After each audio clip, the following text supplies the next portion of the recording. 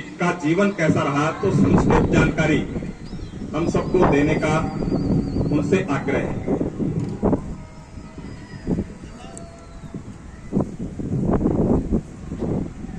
वाहेगुरु जी का खालसा, वाहेगुरु जी की फतेह। इस पवित्र आत्मा की आज हम बात करने जा रहे हैं गुरु तेग बहादुर जी, जिनका बचपन का नाम तेगमल जी था। इन्होंने पहली जंग अपने पिताजी के साथ मिलकर के मुगलों के साथ लड़ी, जिनके अंदर में अपने जो जोहर दिखाए, इनके पिताजी ने हरगोविंद साहब जी ने इनका नाम तेगमल से तेग बहादुर जी रखा, क्योंकि इनके अंदर जो हुनर थे, जो तलवारबाजी के, घोड़ेबाजी के हुनर थे, उन सबको देख करके 12 साल की उम्र के अंदर जिन्होंने मुगलों से जंग लड़ी, उनको देख करके हरगोविंद साहब जी ने इनका नाम तेगमल से गुरु तेग बहादुर जी रखा। गुरु तेग बहादुर जी का इतिहास सिर्फ यही नहीं है। गुरु तेग बहादुर जी जिनकी शादी हुई और शादी होने के बाद 30 साल के बाद उनकी एक औलाद हुई, जिनका नाम गुरु गोविंद सिंह महाराज जी था। 30 साल के बाद औलाद हो और आज के तौर पे कोई इसकी शिक्ल ना देखे, ये कभी हो ही नहीं सकता, क्योंकि गुरु तेग बहादुर जी आसाम गए हुए थे धर्म प्रचार के लिए, और बिहार के अंदर पटना साहिब के अंदर गुरु गोविंद सिंह महाराज का जन्म हुआ। जब गुरु तेग बहादुर जी को इस बारे में पता चला कि गुरु गोविंद सिंह महाराज जी ने जन्म लिया है, लेकिन उसके बाद भी वो वहां लौटे नहीं। जब गुरु गोविंद सिंह महाराज की उम्र 5 वर्ष की हो गई, तब जाकर के उनको शिकल देखने का अवसर प्राप्त हुआ, और उन्होंने ये कहा अपने बच्चों को कि आकर मुझे अनंतपुर के अंदर मिले। बाहर वो अपना प्रचार करके पटना साहिब से वो अनंतपुर पहुंचे, और अनंतपुर में जाकर के बाप बेटों का मेल हुआ। गुरु तेग बहादुर जी हिंद की चादर जिन्हें कहा जाता है, विश्व की चादर भी हम इसे कह सकते हैं, और विश्व की चादर है। जिस तरह कश्मीर पंडितों पर मुगलों ने जुल्म ढाए, और जुल्म ढाने के बाद उन्हें कश्मीरी पंडितों को एक चेतावनी दी थी कि 6 महीने के अंदर अंदर आप अपना धर्म परिवर्तन कर लें, नहीं तो हम अपने मौत को स्वीकार करने के लिए तैयार रहे। ये औरंगजेब का हुक्म था, और वहां के राजाओं ने इसके ऊपर अमल किया। तब जाकर के किसी कश्मीरी पंडित जो थे, उनको किसी ने राय दी कि आप गुरु तेग बहादुर जी से जाकर मिलें, क्योंकि उससे पहले कश्मीरी पंडित हर राजाओं से जाकर मिले जो हमारे हिंदू राजाएं थे, जैसे हमारे राजस्थान के हों, हरियाणा के हों, चाहे यूपी के हों, लेकिन सब मुगलों से जूझ रहे थे, लेकिन इनकी मदद के लिए कोई आगे नहीं आया। तब जाकर के कश्मीरी पंडितों का एक जत्था जाकर के गुरु तेग बहादुर जी से मिले, और वहां पर मिलने के बाद गुरु तेग बहादुर जी के मुंह से एक वाणी निकली थी कि आपका धर्म सिर्फ आपका कोई बड़ा पुरजक हो या कोई महान आत्मा हो जो आपके बीच में है, वो कुर्बानी देगा, तब जाके आपका धर्म बच सकता है। उस समय गुरु गोविंद सिंह महाराज की उम्र सिर्फ 6 साल थी। उस समय गुरु गोविंद सिंह महाराज ने कहा कि पिताजी, आपसे बड़ा इनका और कौन हो सकता है कि ये आपके पास आए हैं, तो ये आप ही को बड़ा मानते हैं, और आपसे बड़ी कुर्बानी और कौन दे सकता है। तब गुरु गोविंद सिंह महाराज ने जिस तरह ये बाणी दी, गुरु तेग बहादुर जी महाराज मुस्कुराए कि मेरे बच्चे के मुंह से ये बातें निकली, और उन्होंने कहा ठीक है। कश्मीरी पंडितों से उन्होंने कहा कि जाकर के आप मुगलों से कह दो कि आप सिर्फ एक व्यक्ति को धर्म परिवर्तन करवा दें, गुरु तेग बहादुर जी को, हम सब के सब अपना धर्म परिवर्तन कर लेंगे। ये बात सुनकर औरंगजेब बहुत गदगद हुआ। उसने कहा एक व्यक्ति को कौन सी बड़ी बात है जो उनका धर्म पलटने में कौन सा टाइम लगेगा, उसे लालच भी दिया जाएगा, उसे डराया भी जाएगा, तो हम इसके ऊपर अपना पूरा अमन करेंगे।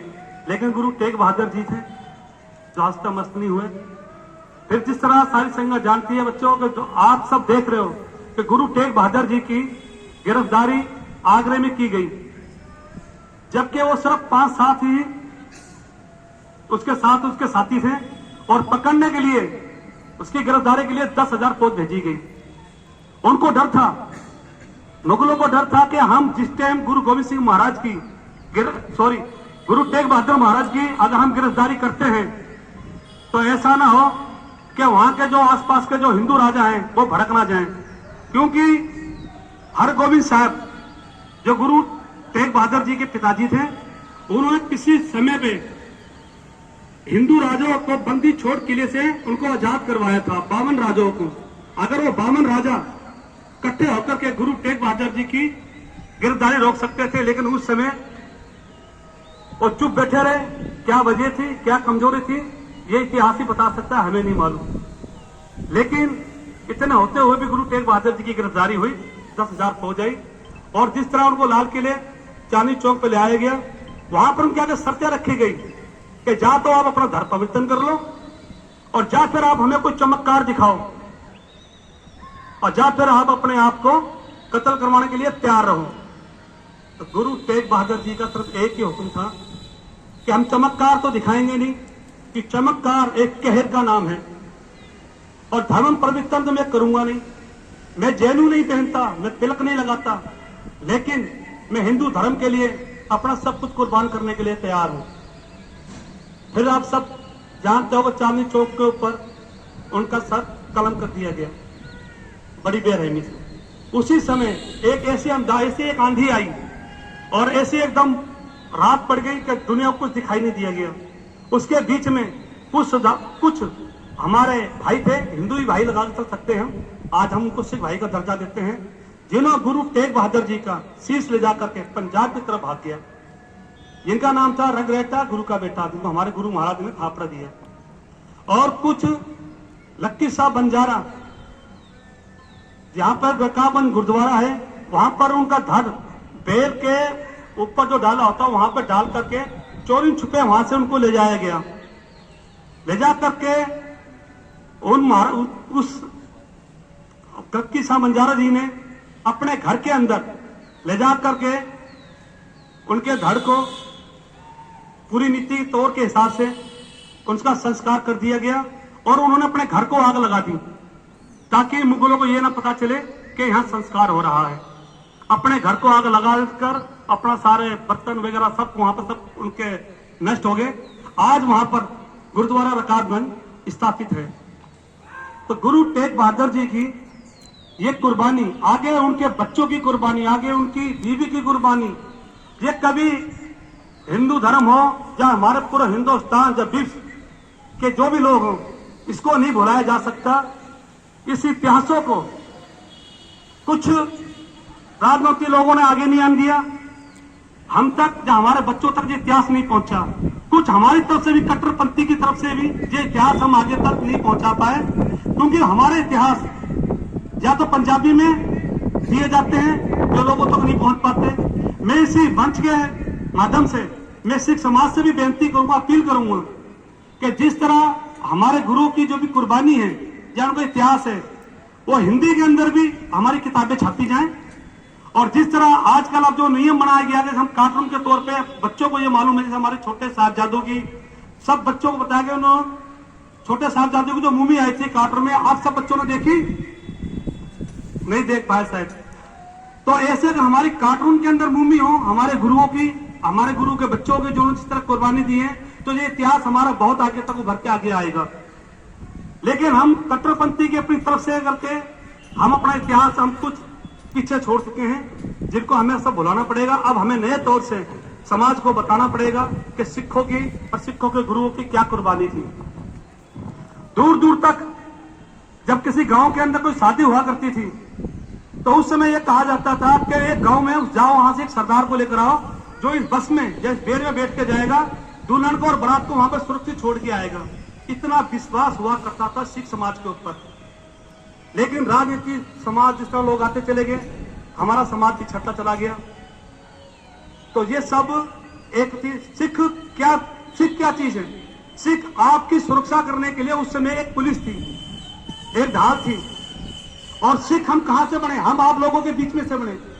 हिंदू भाइयों का एक बड़ा बेटा सिख बना करता था। तो गुरु गोविंद सिंह महाराज ने जब अमृत छका की स्थापना की और हमारे पंच प्यारे सजाए गए, और जब उन्होंने खालसा पंथ की स्थापना की, तब उन्होंने यह हुक्म दिया था कि सिखों का हर हिंदू घर के अंदर से एक बेटा मुझे दिया जाए जिसको सिख बनाया जाए।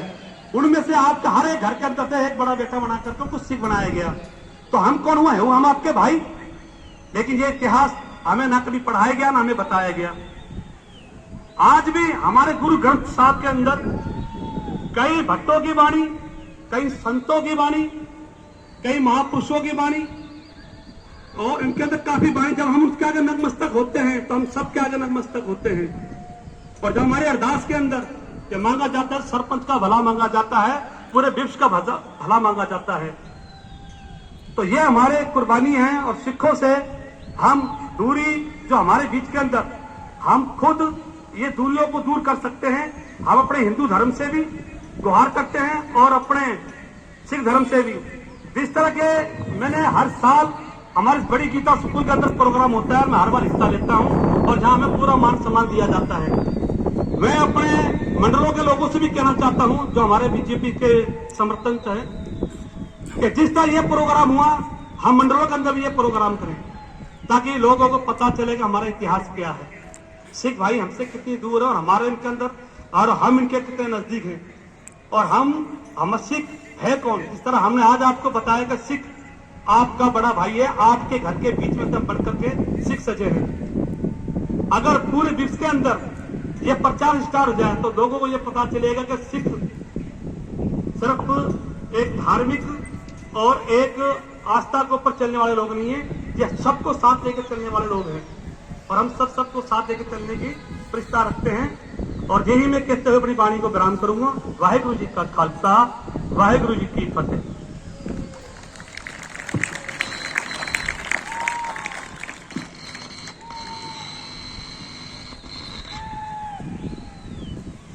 मेरा आग्रह है आज के हमारे मुख्य वक्ता आदरणीय इंद्रजीत सिंह जी से